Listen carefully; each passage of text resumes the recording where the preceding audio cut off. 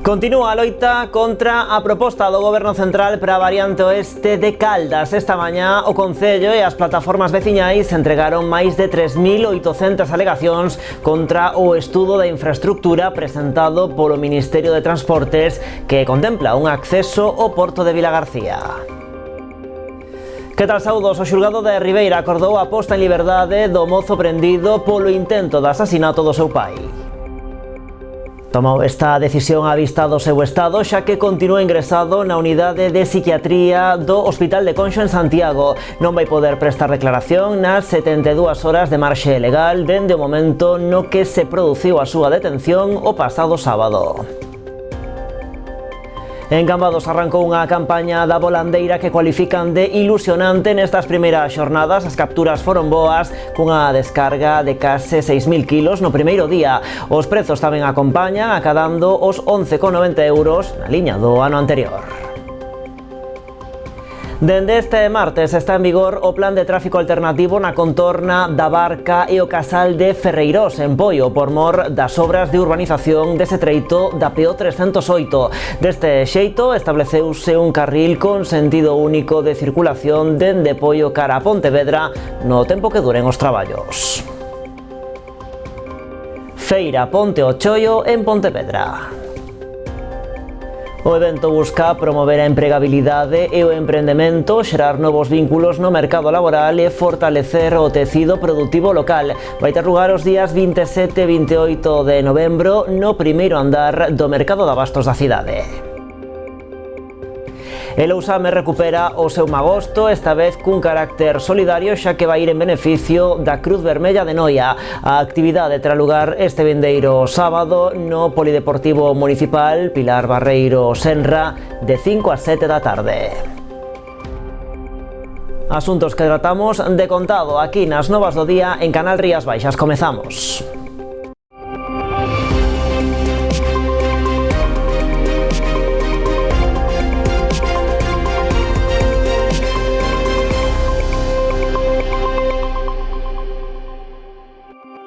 O xulgado de Ribeira acordou a posta en liberdade do mozo que o pasado sábado foi prendido polo intento de asasinato do seu pai. Tomou esta decisión á vista do seu estado, xa que continúa ingresado na unidade de psiquiatría do Hospital de Conxo en Santiago e o feito de que non vai poder prestar declaración nas 72 horas de marxe legal dende o momento no que se produciu a súa detención o pasado sábado. Fontes do Tribunal Superior de Xustiza de Galicia informaron de que o xuiz tomou esta decisión despois de revisar o atestado inicial remitido pola Policía Nacional de Ribeira, tralo que decidiu incoar dilixencias contra o investigado por un presunto delito de homicidio en grao de tentativa.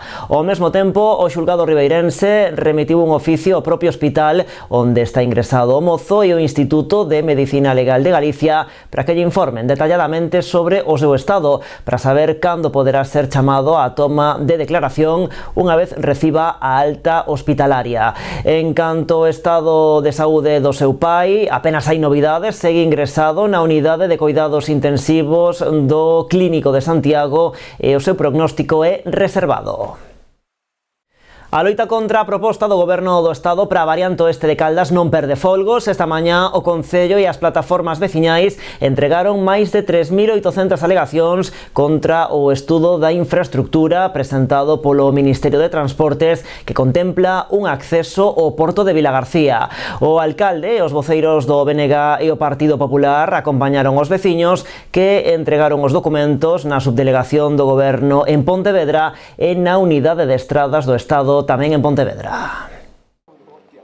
Caldas non dá un paso atrás no seu rexeitamento ao estudo informativo do proxecto da variante oeste que ten sobre a mesa o Ministerio de Transportes. Hoxe entregaron na subdelegación do Goberno en Pontevedra case 4.000 alegacións. Todo o mundo estaba informado e sabía o que pasaba e mostráronse colaboradores e firmaron, moita xente levou para a casa alegacións para entregarlle aos familiares.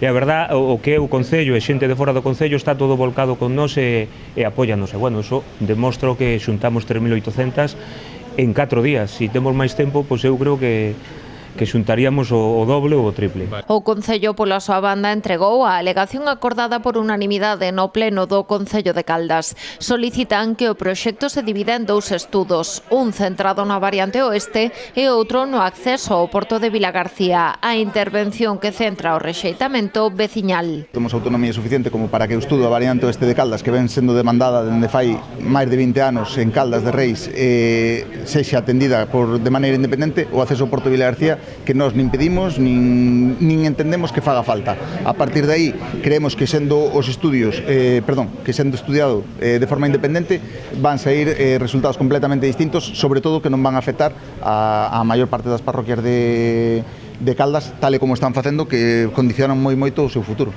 O acto acudiron tamén os voceiros do BNG e do PP, amosando que nesta cuestión existe consenso en Caldas, a pesares de que hai matices nos seus posicionamentos. Unha proposta moito menos agresiva co rural caldense. A Ronda Oeste é unha vía branda, unha vía que permite desviar o tráfico entre a Nacional 550 e a Nacional 640 dunha forma permeable, que os veciños poidan cruzar, completada coa liberalización da AP9 no seu tramo de Caldas e incluso cun novo enlace en B1000. Retrotraernos a necesidade da variante oeste, que sí é necesaria, para que fora desde enlazando a variante este por detrás da subestación eléctrica de Tibo ata a altura máis ou menos da fábrica de Clesa, para que todos nos entendamos. É que, tendo en conta que a salida da P9 está prácticamente a 700 metros da fábrica de Clesa, sería un anillo completo utilizando a P9 como complemento a ese anillo. O señor Óscar Puente ten que escoitar. Ademais desta recollida de alegacións, as plataformas están a organizar unha manifestación en Caldas para amosar o rexeitamento generalizado a esta variante oeste proposta polo Goberno Central. Celebrarase a fines de novembro ou principios do mes de decembro. Para convocar a todos os veciños e todos os que se sintan afectados por isto, directa ou indirectamente, a que estén con nos alí. Panadero asegurou que continuarán coa recollida de alegacións para presentalas antes do peche do prazo, que finaliza este venres 7 de novembro. E nova xornada de folga e protestas das traballadoras dos servizos de axuda no fogar e das residencias de anciáns hoxe concentráronse en Pontevedra, as portas da residencia Bouco e das oficinas de idades. Continúan reclamando melloras laborais no sector e un protocolo que garanta a seguridade das traballadoras do SAF. Nova xornada de folga e de protestas para as traballadoras do sector dos coidados. Hoxe celebraron unha dobre concentración en Pontevedra. De que os nosos maiores, onde todos vamos a acabar, non somos pezas para almacenar en residencias ou para ter as caladiñas nas súas casas. O que teñen que ter unha vida digna, e para ter esa vida digna teñen que ter uns coidados dignos, e para ter uns coidados dignos as traballadoras teñen que estar en condicións dignas. Dunha banda, as traballadoras das residencias reclaman melloras nas súas condicións laborais. Denuncian que hai un ano que as negociacións para un novo convenio están rotas. Por iso reclaman a Xunta e o Consello Galego de Relacións Laborais que tomen medidas. Estamos loitando por unhas condicións dignas de traballo para nós, que estamos moi por debaixo do salario mínimo, e, sobre todo, para os coidados das persoas, porque temos de 8 a 10 minutos por cada residente para asealo, vestilo e prestarlles servicios. Entonces, estamos loitando polas nosas condicións de traballo, pero tamén para que eles teñan unhas condicións dignas de vida. Para as traballadoras do Servizo de Axuda no Fogar, a de hoxe é a cuarta convocatoria de paro dende agosto. Comezaron as movilizacións tralo asasinato da súa compañeira Teresa, que se produciu no Porriño a finais de xullo durante a visita á vivenda dun dos usuarios. Reclaman un protocolo que garanta a súa seguridade. A día de hoxe, calquera traballadora do SAF sigue estando nas mesmas condicións que estuvo a pobre Teresa, o que pode estar calquera, de pasar calquer tipo de risco en este sentido, porque andan solas polo mundo adiante, na casa de outras persoas traballando, donde ás veces os convivintes teñen tamén os seus problemas. Se unha traballadora di que no seu centro de traballo nesa casa hai algún tipo de perigo ou se sinte insegura, como mínimo hai que mandar a outra compañeira que avale a situación dela e que non estea sola ante calquer tipo de perigos e que por desgracia non aconteza o que ten acontecido. Temos que asegurar que as condicións de traballo, a parte de dignas, son seguras.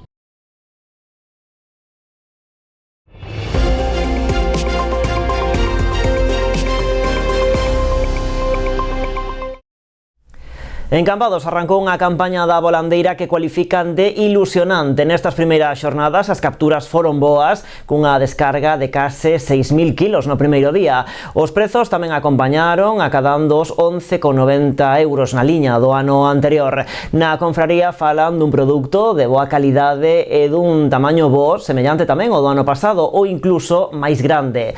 A campaña do bou de vara prolongarase ata marzo cunhas altas expectativas pro Nadal.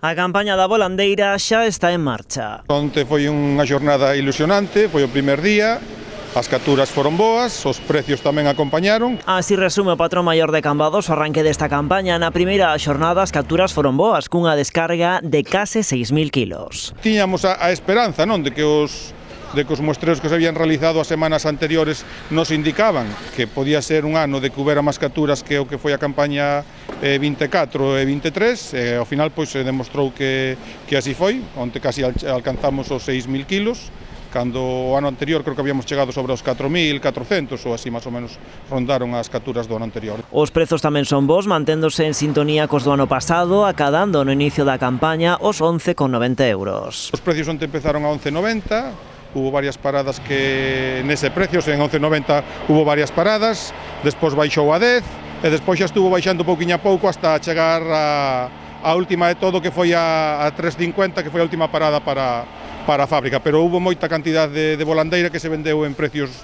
de 6, 7, 8 euros, contentos nese aspecto. Na confraría falan dunha volandeira de calidade e bo tamaño. En varias zonas o tamaño era como o ano anterior, unha volandeira que ronda os 55 milímetros, pero en que incluso que había algunha zona que se había muestreado que incluso era de maior tamaño co ano anterior. Entonces, bueno, pues en ese aspecto tamén contentos porque, bueno, o produto tamén respondeu en tamaño e en calidad, vamos. A campaña do bou de vara prolongarase ata o mes de marzo con especial intensidade no Nadal. A partir da semana que ven compatibilizarase coa campaña do centolo e despois a da vieira. Nesta última especie, as expectativas non son tan boas, con escaseza de recurso nas zonas de traballo. Bueno, pois seguimos no porto de Cambados porque hoxe mesmo arrancaron tamén os agardados traballos de limpeza dos fondos da dársena nas proximidades da Lonxa. Trátase dunha actuación que reclamaban dende a confraría cambadesa para garantir a seguridade das embarcacións que traballan ali. Nesa zona acumulábanse distintos refugallos, en especial neumáticos que se empregan no porto e nos barcos pros atraques e que pouco a pouco estánse a mudar por outros sistemas. A limpeza vaise prolongar durante varios días. Hoxe empezou unha empresa a limpiar todo o que é o costado do muelle. Vai empezar desde aquí, desde a lonxa hasta o surtidor, o sea, todo o muelle se vai a limpiar. Esta foi unha actuación que se falou fai un par de semanas cos responsables de portos e a conselleira na visita que tuvo aquí a Cambados, na que lle indicamos que, bueno, pues, que a mellor era necesario facer isto porque xa había algún barco que algún día pois había enganchado algunha corda no fondo. Entonces, pues bueno, xa tiñamos tamén constancia de que algún buzo que ten baixado nos tiña indicado que, bueno, pues que había algo de basura dentro da dársena. E a Consellería do Mar, a través de Portos de Galicia, está a tramitar por procedemento de emerxencia o gasto do remolcado do Aguadio, o buque que resultou incendiado mentre estaba atracado no porto de Ribeira o pasado mes de setembro. Segundo informan fontes deste Departamento Autonómico, o custo da operación ascende a uns 172.000 euros, unha cantidade que lle será reclamada a aseguradora do barco. Foron en total 4 días de intenso traballo no que se mobilizou un amplo operativo no que participaron Capitanía Marítima de Vilagarcía, Salvamento Marítimo, Bombeiros de Ribeira e Boiro e o Grupo Municipal de Emerxencias. Na actualidade, o buque segue amarrado no peirao á espera da obtención dos permisos necesarios para poder ser remolcado a un estaleiro autorizado para o seu despezamento. A ver, a volta da publicidade, temos que falar do Magosto Solidario de Lousame, tamén da Festa do Berberecho de Noia e das xornadas micolóxicas que organizan na Pobra.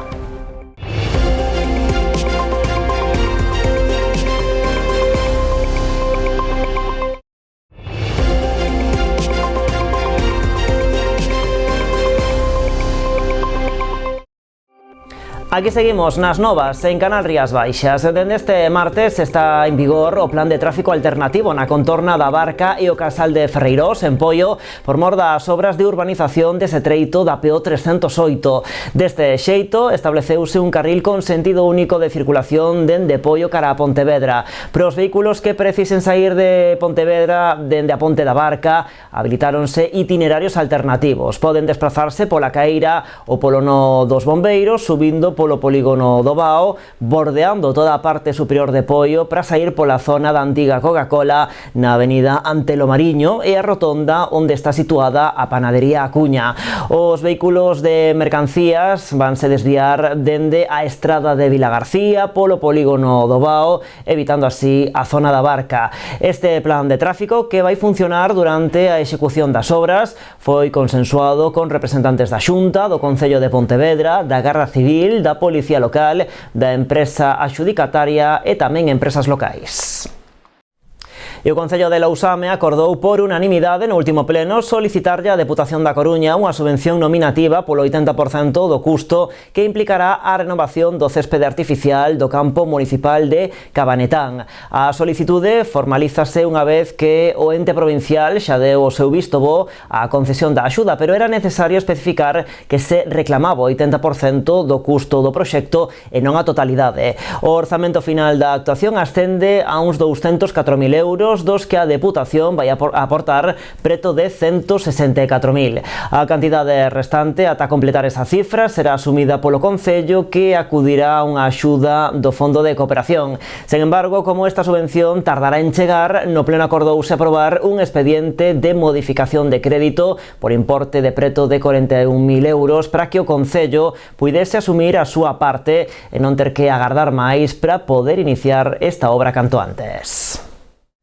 Cambiamos de tema. 30 anos despois da primeira experiencia, a Fundación Galega contra o Narcotráfico impulsa a segunda edición do Congreso de Lexislación Antinarcotráfico. Trátase dun foro que busca poñer sobre a mesa solucións a través de conferencias e mesas de traballo nas que van participar membros das forzas e corpos de seguridade do Estado, profesionais da Administración de Xustiza, representantes políticos e a sociedade civil. A Fundación Galega contra o Narcotráfico advirte do escenario altamente preocupante que estamos a vivir, con sobreproducción mundial de drogas e unha alta capacidade de distribución a través de numerosas redes asentadas en España. A pesar de indo excelente traballo da Policía Nacional, Garda Civil, Vixilancia Aduaneira e a Administración de Xustiza. Neste contexto, organizan o segundo Congreso de Lexislación Antinarcotráfico, coincidindo co 30 aniversario da celebración da primeira edición deste foro. Por qué? Por que un segundo congreso? Bueno, porque, como dicimos na Fundación, hai máis droga que nunca, hai máis violencia e menos medios técnicos humanos nestos tempos, e nos parece que hai que, como despois de tanto tempo, que hai que tamén darlle unha volta, sobre todo a certas normas, a certa relaxación que hai. O Congreso vaise celebrar este xoves e venres na sede da Academia Galega de Seguridade Pública na Estrada. A través de conferencias e mesas de traballo abordarán medidas que acaban de ser expostas na Comisión Mixta de Adicións do Congreso. Vimos de fai uns meses estar na Comisión Mixta Congreso e Senado alá en Madrid e de plantexar 20 propostas que se poden facer xa, hai que facela xa para que esta loita sea máis efectiva. E de feito, pois, froito dese traballo e cos grupos políticos decidimos aquí na Estrada pois traballar non sobre tanto, sobre os 20, porque é complicado e quen abarca moito a veces, pois xa sabemos que se perde, non? Así que porán o foco en eidos como a reincidencia de narcotraficantes a gran escala, que demandan que sexa un agravante específico, ou a intelixencia policial ao descuberto. Nos suizos en moitas ocasións se desvelan detalles da operativa policial máis alados necesarios para facilitar o dereito, ou garantir o dereito á defensa, non? Pero máis alados necesarios se explica con pelos e sinais todo tipo de actuacións da policía que sirven precisamente para que os narcos tomen nota e na seguinte reincidencia eviten ese tipo de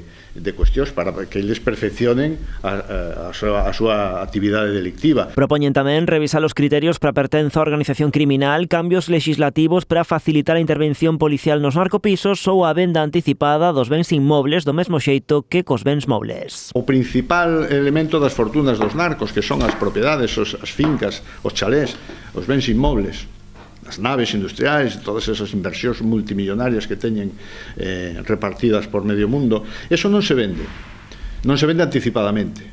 E o que sucede é que tardan 15 ou 20 anos en sair a venda despois dende que hai unha operación e un decomiso inicial.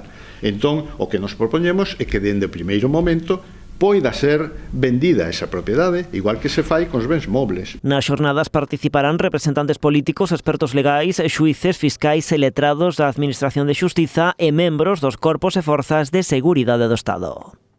E agora imos de novo ata Pontevedra. Case 124.000 persoas pasaron polas ruínas de San Domingos durante o ano 2025 e o balance que fai a Deputación despois de pechar o pasado venres 31 de outubro os restos do antigo convento dominico por esta tempada. Este dato supón un importante aumento con respecto ás visitas recibidas no 2024, marcando un novo rexistro histórico, o maior dos últimos 15 anos. As ruínas de San Domingos é o máis antigo dos 7 edificios que conforman o Museo de Pontevedra. O pico de visitas acabaron no ano 2010, en boa medida, explican dende a Deputación, porque estivo aberto ata final de ano. A decisión de pechar o conxunto público durante os meses de inverno tómase como medida de conservación. As ruínas volverán a abrir as visitas o vindeiro 15 de marzo de 2026.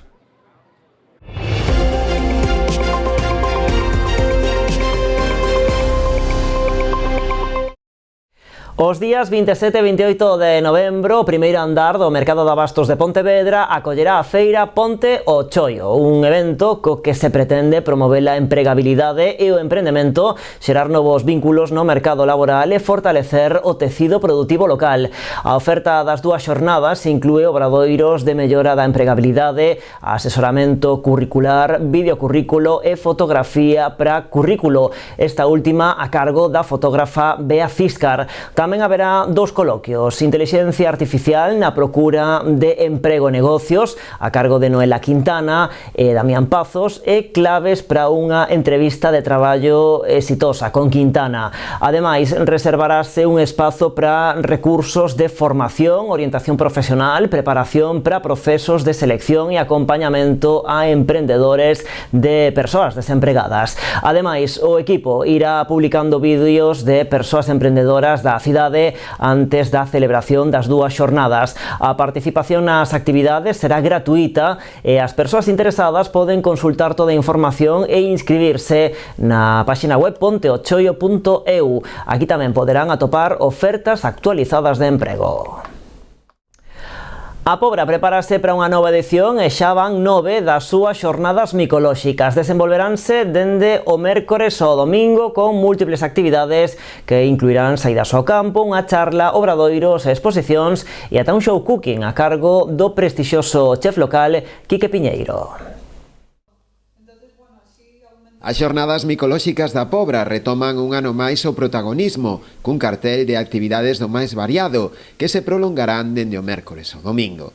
Como ven sendo habitual, os primeiros destinatarios da programación serán os propios escolares do municipio, coa realización de varios obradoiros. Contamos ca participación dos colexios, neste caso o de Banda Seca e o de Cadreche, e o alumnado destes colexios, destes centros escolares, este mércores terán a cargo da Asociación Ambiental Amabul varios talleres onde o que se trata é de que os nenos toquen, cheiren, sempre con medidas de seguridade, evidentemente, non se vai a poñer nada que non sea factible de manipular, para que eles descubran como traballar ou como relacionarse con estes seres vivos cando os ven no campo, e un pouquiño empezar a meterlle a curiosidade por estos fungos, non? As actividades terán continuidade xa o venres cunha charla ás 8:30 da tarde no auditorio da Biblioteca Municipal,